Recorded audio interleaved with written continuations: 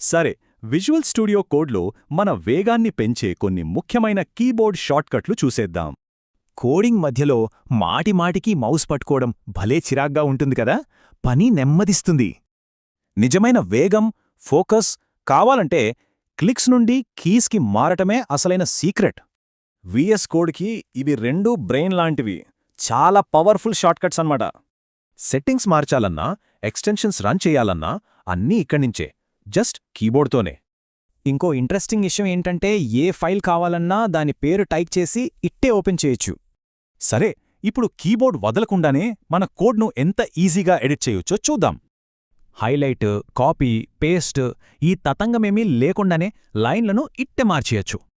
అవును, ఒకేసారి 10కి పైగా కర్సర్లు క్రియేట్ చేసి అన్ని లైన్లను ఒకేసారి ఎడిట్ చేయొచ్చు.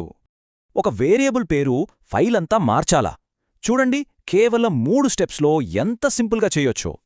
ఇవి మన టెలిపోర్టేషన్ టూల్స్ అన్నమాట. ప్రాజెక్ట్లో ఎక్కడికైనా ఇట్టే వెళ్ళిపోవచ్చు. ఒక నిర్దిష్ట లైన్కి, ఫంక్షన్కి లేదా వేరియబుల్కి క్షణాల్లో జంప్ చేయండి. సో అసలు పాయింట్ ఏంటంటే, డెఫినిషన్ కోసం పూర్తిగా అక్కడికి వెళ్లాలా, లేక ఇక్కడే ఓ లుక్ వెయ్యాలా? ఇవి కేవలం టెక్స్ట్ కోసం కాదు, మన ఎడిటర్ ఎన్విరాన్మెంట్ను కంట్రోల్ చేయడానికి. ఒకేసారి 2 ఫైల్స్ చూడాలన్నా, లేదా ఒకే ఫైల్పై ఫోకస్ చెయ్యాలన్నా లేఅవుట్ను ఇట్టే మార్చేయండి. ఇలా మౌస్ వాడకుండానే వేర్వేరు స్ప్లిట్ ఎడిటర్ ప్యానెల్స్ మధ్య స్విచ్ అవ్వచ్చు. సరే, ఇక ఫైనల్గా కోడ్ను సర్చ్, రీప్లేస్, కామెంట్ చేయడానికి అవసరమైన టూల్స్ చూద్దాం. ఫైల్లో టెక్స్ట్ను వెతకడానికి, మార్చడానికి ఇవి చాలా బేసిక్ కాని ముఖ్యమైన షార్ట్కట్స్.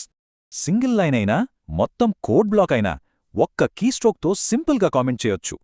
అసలు లక్ష్యం ఏంటంటే, టూల్ గురించి ఆలోచించకుండా మన ఆలోచనలను నేరుగా కోడ్గా మార్చడం.